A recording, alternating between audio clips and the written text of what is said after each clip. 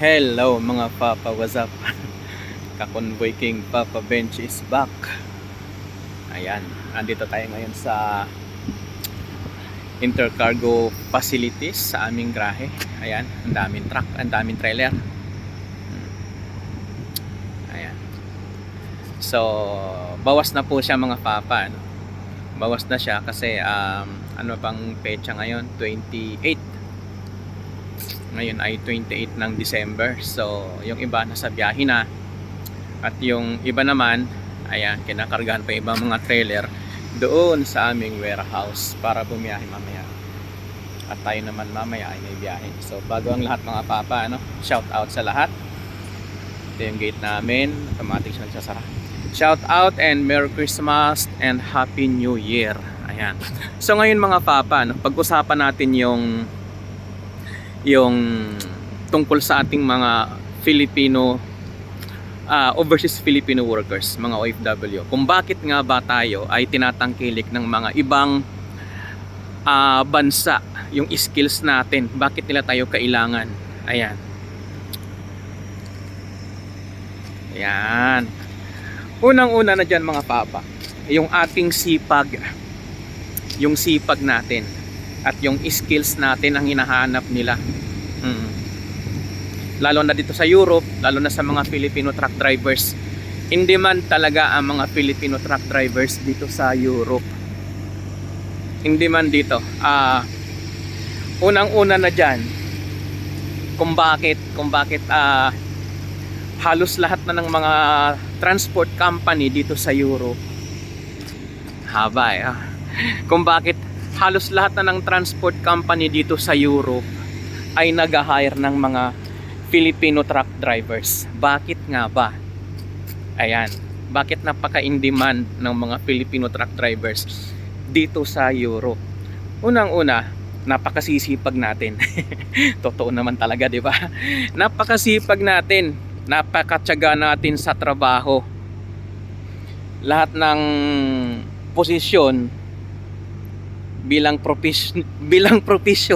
professional, ayan, ay nagagawa natin na hindi kayang gawin ng ibang mga truck drivers. Unang-una, ayan, dami kong unang-una no? Kasi lahat naman talaga nangunguna. Ayan, nakita niyo yung mga truck na yan, nakatambay sila. Ayan, nakatambay yung mga truck na yan.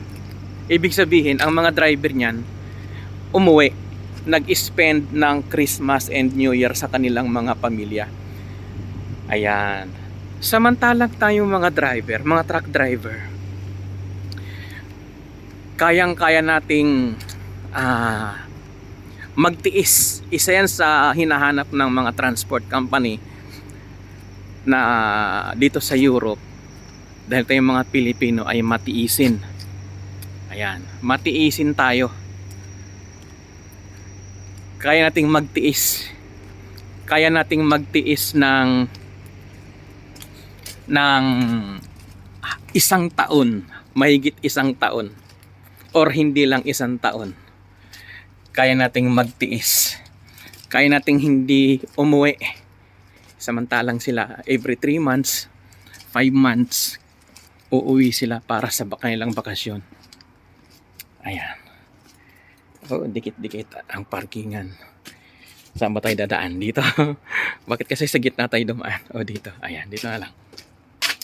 Oh. Ayan. Yan. Yung mga truck na yan, ang mga driver niyan umuwi sa kanilang mga pamilya. Samantalang tayong mga Pilipino, kaya nating magtiis. Ayan, kaya nating magtiis para sa ating pamilya.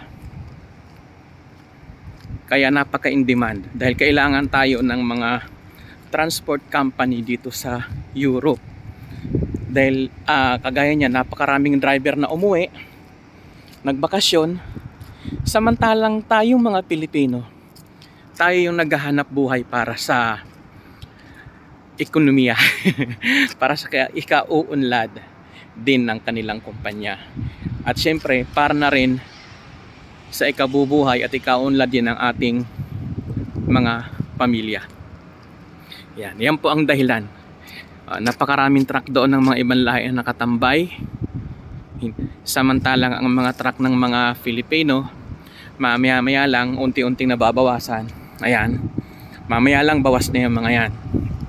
Isa na ako doon dahil may mga biyahe tayo.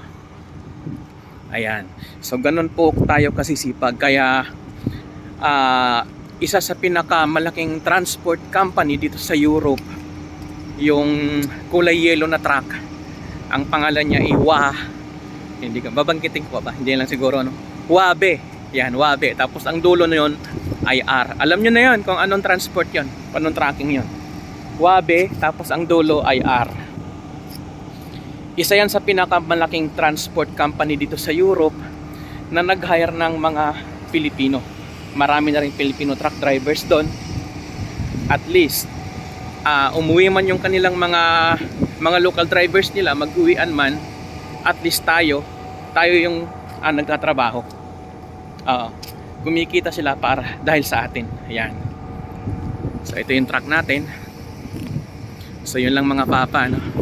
Kininto ko lang, share ko lang kung bakit napaka in demand ng mga Filipino truck drivers dito sa Europe. Yun po yung dahilan, yung ating sipag at tiyaga, at yung ating matiisin, kaya nating magtiis para sa ating pamilya, para sa kinabukasan ng mga anak. So yun lang mga papa, and God bless. Thank you.